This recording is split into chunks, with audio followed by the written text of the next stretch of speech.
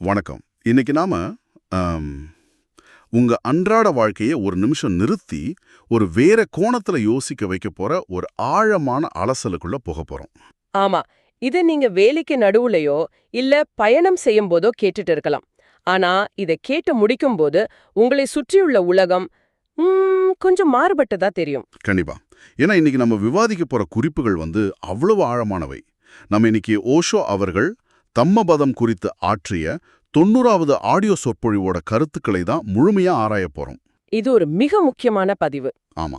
வாழ்க்கையோட நிலையாமை, மனிதர்களாகிய நம்மளோட ஆசைகள், அப்புறம் நம்ம பேச தயங்குற மரணம், இது பத்தின ஓஷோவோட சிந்தனைகளை தான் நம்ம ரொம்ப விரிவா பேச போறோம். இந்த தேடல்ல என்ன ரொம்பவும் கவர்ந்த விஷயம் என்னன்னா, ஆம், வந்து நாம அனைவருமே எப்படி நிகழ்காலத்தை முழுவதுமா தொலைச்சிட்டு, எதிர்காலம் பத்தின ஏதோ ஒரு கற்பனை கோட்டையில வாழ்ந்துட்டு இருக்கிறோம் அப்படிங்கிறது தான். நிஜமா. இத வெறும் தத்துவமாகவோ இல்ல ஆன்மீகமாகவோ நம்ம சுருக்கிட முடியாது.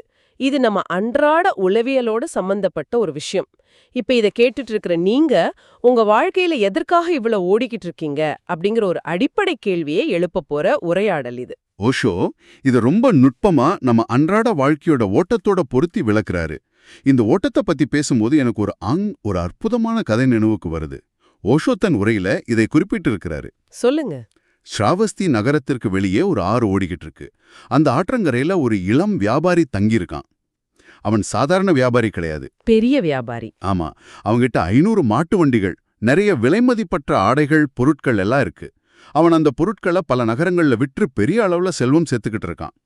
ஒரு நாள் மாலை நேரம் அந்த ஆற்றங்கரையில அவன் தனிமையில நடக்கும்போது அவனுக்குள்ள பெரிய பெரிய கற்பனைகள் ஓடிக்கிட்டு இருக்கு.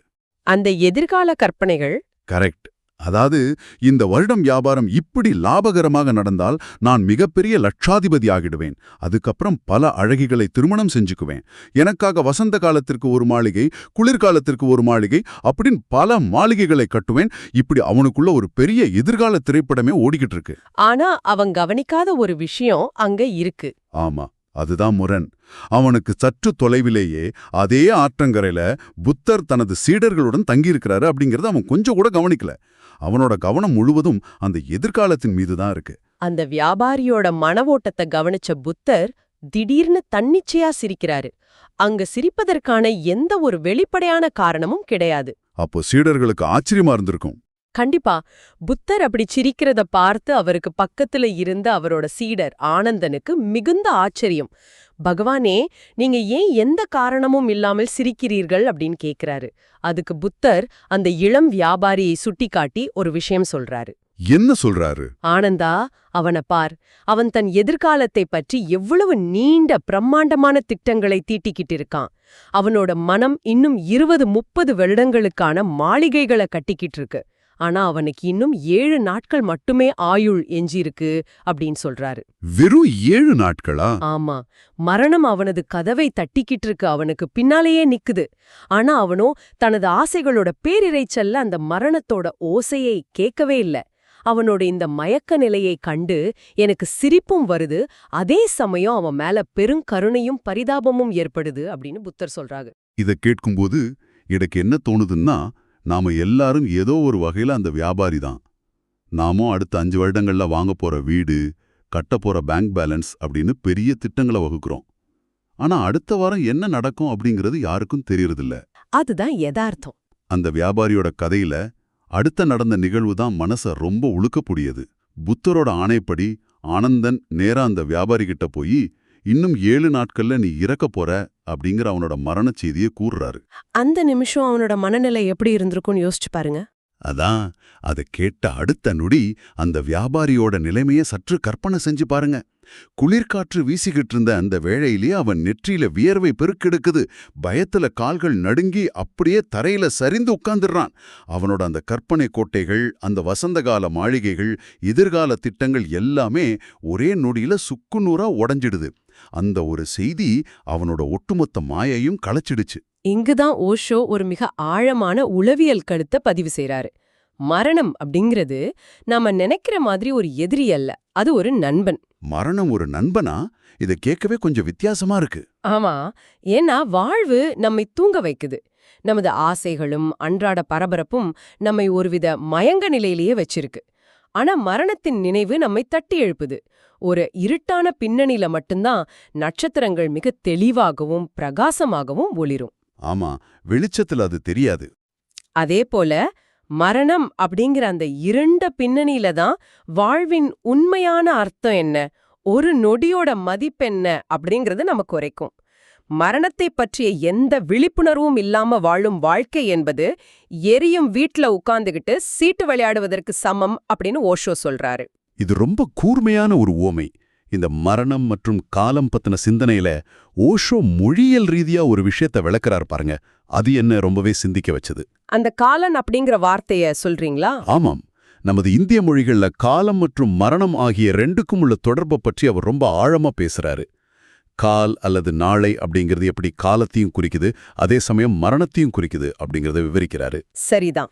நாம நேற்று அப்படிங்கறத பத்தி கூறும்போது நேற்றைய பகல் முடிந்து விட்டது, அது எரிந்து விட்டது அப்படின்னு சொல்றோம்.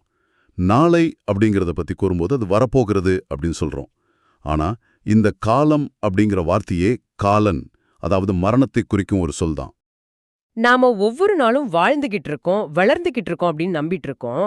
ஆனா உயிரியல் ரீதியாகவும் தத்துவ ரீதியாகவும் பார்த்தா நாம பிறந்த அந்த நொடியிலிருந்தே ஒவ்வொரு நாளா இருந்துகிட்டு தான் இருக்கோம், இல்லையா? ரொம்ப உண்மையான வார்த்தைகள். இது நாம இன்னும் கொஞ்சம் அகன்ற பார்வையில பொருத்தி பார்த்தா காலம் என்பது என்ன அப்படிங்கிற கேள்வி எழும்.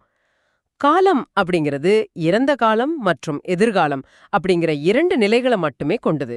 அப்போ நிகழ்காலம், இந்த இரண்டுக்கும் இடையே உள்ள மிக மெல்லிய நூலிழை போன்ற இடைவெளிதான் நிகழ்காலம். நாம கூர்ந்து கவனிச்சா நிகழ்காலம் என்பது உண்மையில காலத்தின் அங்கமே அல்ல. அது சாஸ்வதம், அதாவது என்றுமே நிரந்தரமானது. இவைத்தான் ஆங்கிலத்துல எட்டர்னிட்டி அப்படின்னு சொல்லுவாங்களோ? ஆமா. ஓஷோ இத விளக்குவதற்கு இயேசு கிறிஸ்து தனது சீடர்களிடம் கூறிய ஒரு கருத்தை மேற்கோள் காட்டுறாரு. சொர்க்கத்தின் ராஜ்யம் எப்படி இருக்கும் அப்படின்னு சீடர்கள் கேட்டப்போ இயேசு சொல்றாரு, அங்கு காலம் இருக்காது அப்படின்னு. அங்கு காலம் இருக்காது. ரொம்ப ஆழமான வாக்கியம். இதோட அர்த்தம் என்னன்னா, எதிர்காலம் குறித்த எந்த பயமோ எதிர்பார்ப்போ அல்லது கடந்த காலம் குறித்த எந்த வருத்தமோ ஏக்கமோ அங்கு இருக்காது. எந்த விதமான சிந்தனைகளும் மன ஓட்டங்களும் இல்லாம முற்றிலும் நிகழ்காலத்தில் முழு விழிப்புடன் இருப்பதே உண்மையான தியானம் மற்றும் சமாதி நிலை அப்படிங்கறத இது மிக தெளிவா காட்டுது. அந்த நிகழ்காலத்துல இந்த நொடியில மட்டுமே இருப்பதற்கு பெயர்தான் கடவுள் நிலை அப்படின்னு ஓஷோ சொல்றாரு. ஆமா. இந்த நிகழ்கால விழிப்புணர்வு அப்படிங்கிற கோணத்துல அந்த வியாபாரியோட கதையை திரும்பி பார்க்கும்போது ஒரு மிகப்பெரிய ஆச்சரியம் காத்திருக்கு. தங்கிட்ட இன்னும் 7 நாட்கள் மட்டுமே எஞ்சி இருக்கு அப்படிங்கறத அறிஞ்ச அந்த வியாபாரி அந்த வெறும் 7 நாட்கள்ல எப்படி முழுமையா மாறினா? அது ஒரு பெரிய மாற்றம் இல்லையா?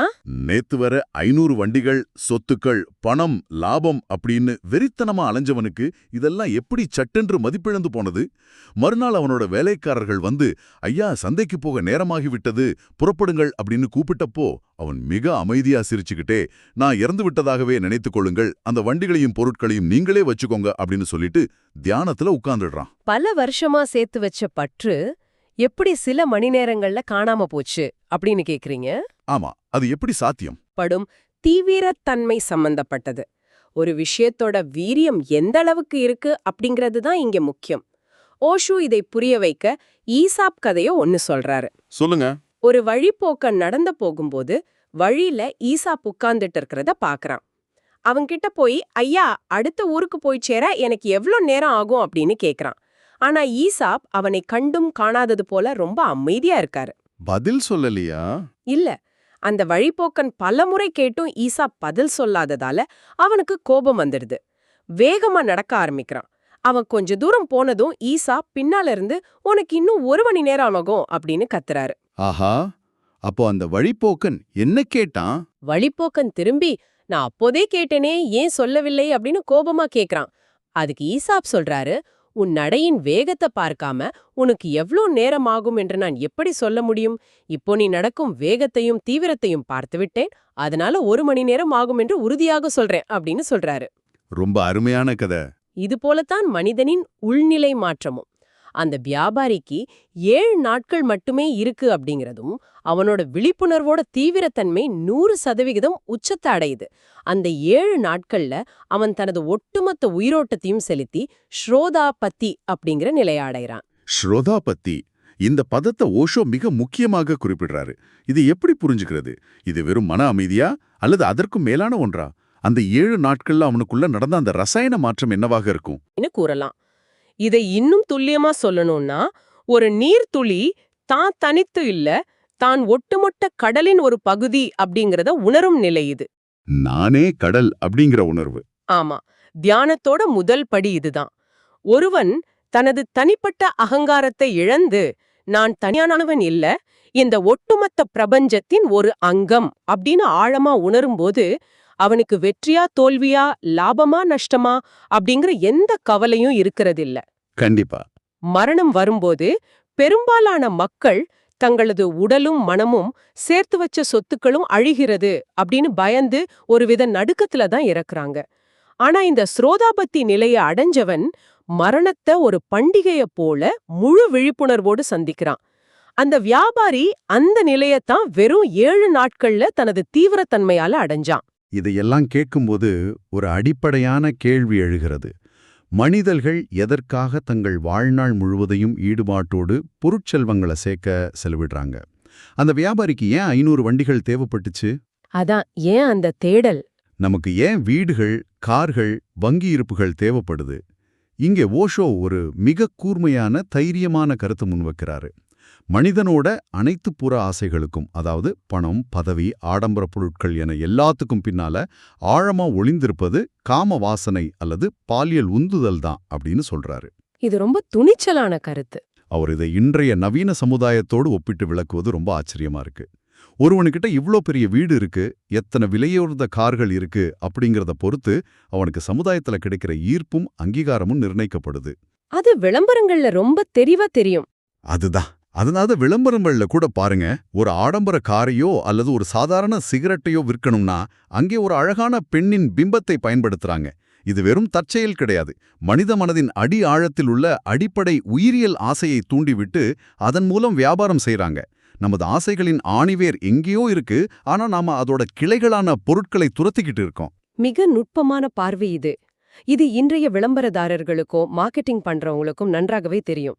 இந்த அடிப்படை ஆசையானது ஒரு சிறு கன்றுக்குட்டி தன் தாயிடம் பால் குடிக்க எப்படி விடாப்பிடியாக ஒட்டிக்கிட்டு இருக்குமோ அதுபோல மனிதனை பிறப்பிலிருந்தே பற்றிக்கிட்டு இருக்கு அப்படின்னு புத்தர் சொல்றாரு. இதை எப்படி உடைத்து வெளியே வர்றது? இதுக்கு புத்தர் ஒரு அழகிய ஊமைய கூர்றாரு. இலையுதிர் காலத்து தாமரை மலரான குமுதத்தை எப்படி ஒரே தட்ல கைகளால உடைத்து சிதறவிட முடியுமோ அதுபோல நமது அகங்காரத்தையும் போலி ஆசைகளையும் நாம ஒரேடியா உடைத்தெறிய வேண்டும். அந்த தாமரை மலர் பார்ப்பதற்கு மிகவும் அழகாகவும் மென்மையாகவும் இருக்கும். ஆனா அதுக்கு உறுதியான வேரோ வலிமையோ இருக்காது. கரெக்ட். நமது உலகியல் ஆசைகளும் அப்படித்தான். அவை பார்ப்பதற்கு கவர்ச்சியா இருக்கும்.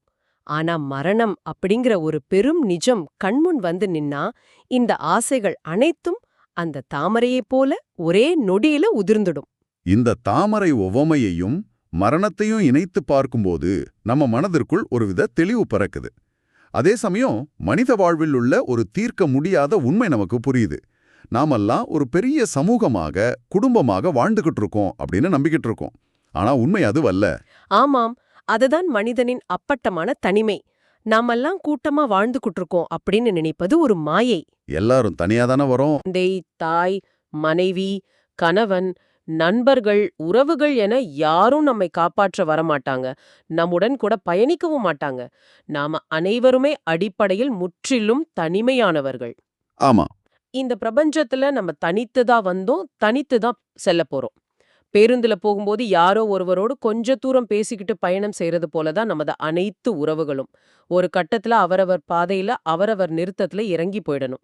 ரொம்ப யதார்த்தமான பதிவு. இந்த தீர்க்க முடியாத தனிமைய நாமே சுயமாக விழிப்புணர்வோடு உணர்வதே ஞானத்தோட தொடக்கம். மரணம் எதையெல்லாம் நம்மிடமிருந்து கட்டாயமாக பறிக்கப் போகுதோ அதை நாமவே பற்றில்லாம விட்டு விடுவதே உண்மையான சந்நியாசம் அப்படின்னு ஓஷோ சொல்றாரு. இந்த இடத்துல இதை கேட்டுக்கிட்டு இருக்கிறவங்களுக்கு ஒரு சந்தேகம் வரலாம். 500 மாட்டு வண்டிகளோட ஒரு வியாபாரி இருந்தான். புத்தர் அவனை பார்த்து சிரிச்சாரு. பின்பு அவன் 7 நாட்கள்ல ஞானம் அடைஞ்சான். இந்த கதை உண்மையாகவே வரலாற்றுல நடந்ததா? ஆமா, அந்த சந்தேகம் வர்றது சகஜம்தான். நடந்திருந்தால் எந்த வருடம் நடந்தது, அந்த வியாபாரியோட உண்மையான பேர் என்ன என்றெல்லாம் உங்க மூளை ஆராய்ச்சி செய்ய தோணும். இது இயல்புதான். ஆனா அந்த வரலாற்று ஆராய்ச்சிக்கான தேவையையே ஓஷோ மிக அழகா மறுக்கிறாரு. இதிகாசம் அல்லது வரலாறு அப்படிங்கிறது ஏதோ ஒரு காலத்துல ஒரு முறை நடந்து முடிந்துவிட்ட ஒரு இறந்த நிகழ்வு. ஆனா புராணம் அல்லது ஒரு தொன்ம கதை அப்படிங்கிறது எக்காலத்திலும் இப்போதும் எப்போதும் நடந்துகிட்டு இருக்கிறது. அப்போ அந்த வியாபாரி ஓஷோ திட்டவட்டமா சொல்றாரு, அந்த இளம் வியாபாரி வேற யாரும் இல்ல, இப்போ இத கேட்டுக்கிட்டு இருக்கிற நீங்கள்தான்.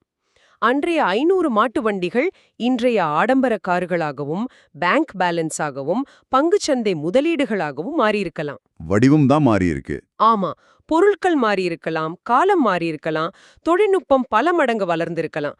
ஆனா மனிதனின் உள்ளே இருக்கிற மனம், அந்த ஆசை, அந்த எதிர்காலம் குறித்த எதிர்பார்ப்பு கொஞ்சம் கூட மாறவே இல்ல. அது என்னவோ உண்மைதான். ஒருவேளை புத்தர் இன்று மீண்டும் வந்தாலும் நம்ம கிட்ட இருக்கிற நவீன கார்களையும் செல்போன்களையும் கம்ப்யூட்டர்களையும் பார்த்து வேண்டுமானால் ஆச்சரியப்படுவாரே தவிர மனிதர்களை பார்த்து ஆச்சரியப்பட மாட்டாரு. ஏன்னா மனித மனம் அதே மாயையில தான் இன்றும் சிக்கி கிடக்குது. கண்டிப்பா.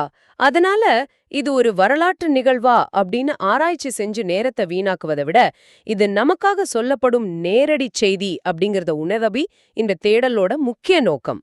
உண்மைதான். இந்த ஆழமான உரையாடலின் மூலமா ஓஷோவோட தம்மபத சொற்பொழிவோட சாராம்சத்தை நாம மிக தெளிவாக புரிஞ்சுக்கிட்டோம். மரணம் அப்படிங்கிறது எப்ப வேணாலும் நம்மை தேடி வரலாம் அப்படிங்கிற நினைவு நம்ம வாழ்வோட ஒவ்வொரு கணத்தையும் நிகழ்காலத்துல முழு விழிப்புடன் வாழச் செய்யும். இறந்த காலத்தின் நினைவுகளிலோ எதிர்காலத்தின் கற்பனைகளிலோ சிக்காம இப்போது இங்கு இருப்பதே உண்மையான வாழ்க்கை. கண்டிப்பா. அந்த வியாபாரிக்கு குறைந்தது 7 நாட்களாவது இருக்கு அப்படின்னு தெரிஞ்சது. ஆனா நமக்கு எவ்வளவு நாட்கள் அல்லது எவ்வளவு நொடிகள் இருக்கு அப்படின்னு யாருக்கும் தெரியாது. அதனால விழிப்புணர்வோட இருப்பதே வாழ்வோட ஒரே சாரம். இவ்வளவு நேரம் எங்களோட இணைந்து இதை கேட்டதற்கு ரொம்ப நன்றி. இந்த Tamil voice reads channel monetisation இல்லாம தான் நடக்குது. இந்த ஆடியோ புத்தகம் உங்களுக்கு பயன் தருது என்று நினைத்தால் இந்த முயற்சி தொடர்ந்து போக உங்க ஆதரவு மிகவும் உதவும். உங்க ஆதரவு நிச்சயம் தேவை. ஆமா, என்னுடைய இந்த முயற்சிக்கு நன்கொடை அளிக்க விருப்பம் இருந்தால் டிஸ்கிரிப்ஷன்ல கொடுக்கப்பட்டுள்ள UPI ID மூலம் வழங்கலாம். உங்களால் முடிந்த அளவு போதும். சிறிய ஆதரவும் பெரிய உதவிதான். இந்த வீடியோ உங்களுக்கு பயனுள்ளதாக இருந்தா சப்ஸ்கிரைப் பண்ணுங்க, மற்றவர்களுக்கும் பகிர்ந்து கொள்ளுங்க. இந்த கருத்துக்கள் அவர்களுக்கும் தேவையாக இருக்கலாம். கண்டிப்பா லைக் பண்ணுங்க, உங்க கருத்துக்களை கமெண்ட்ல பகிருங்க. மனப்பூர்வமான நன்றி. நன்றி. கடைசியாக இங்கிருந்து விடை பெறும் முன் இத மட்டும் கொஞ்சம் ஆழமா சிந்தித்து பாருங்க. அந்த வியாபாரிக்கு மரணம் வர 7 நாட்கள் இருந்தன. ஒருவேளை இன்று இரவு நீங்க உறங்கச் செல்லும் முன் நாளை காலை முதல் உங்கள் வாழ்க்கையை மாற்றிக்கொள்ளும் உரிமையை அல்லது உங்களுக்கான வாய்ப்பை நீங்கள் நிரந்தரமாக இழக்கப் போகிறீர்கள் அப்படின்னு உங்களுக்கு தெரிய வந்தா, நாளை விடிவதற்குள் நீங்கள் உங்கள் மனதிலிருந்து முதலில் தூக்கி எறியும் பொய்யான ஆசை அல்லது தேவையற்ற பிணைப்பு எதுவாக இருக்கும்? யோசித்துப் பாருங்கள். நிகழ்காலத்தில் விழித்திருங்கள்.